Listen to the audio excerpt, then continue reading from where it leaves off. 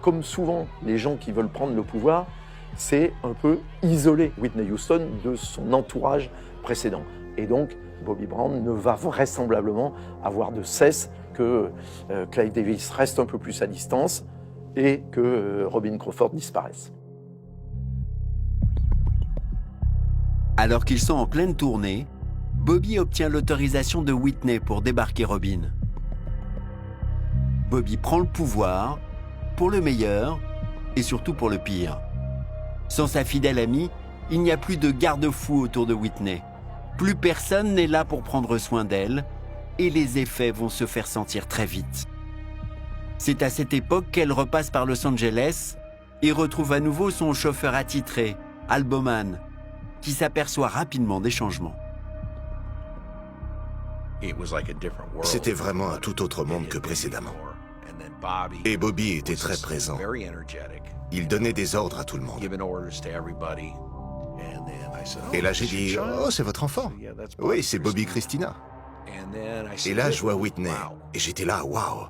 Est-ce qu'elle a fait la fête ou le fait d'avoir cet enfant lui a beaucoup coûté ?» Elle était si mince. Bobby continuait de bousculer tout le monde. Il a fumé de l'herbe tout le long du trajet devant la petite.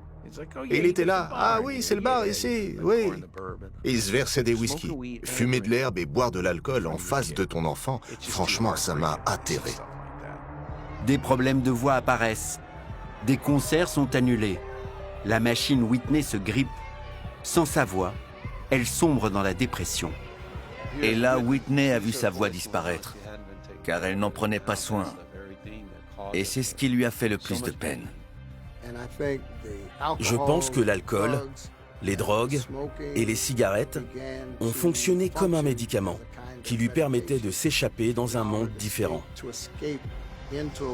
Un monde qui ne lui mettait pas autant de pression.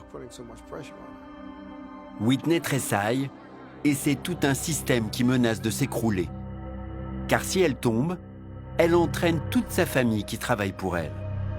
Une pression supplémentaire pour la jeune femme de 36 ans seulement. Elle avait beaucoup de pression.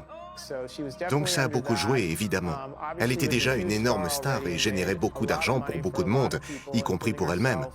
Mais elle restait continuellement sous pression. En 2001, Whitney signe malgré tout un contrat de 100 millions de dollars avec sa maison de disques Arista. Une somme record jamais obtenue pour une artiste. Seule condition, repartir en studio et en tournée pour 6 nouveaux albums. La production est confiée à un tout jeune homme, Joey Abergé, 25 ans à l'époque. Il ne sait pas encore dans quelle galère il a mis les pieds. Ce qu'on attendait d'elle, c'était de faire cet énorme comeback et de refaire rentrer de l'argent.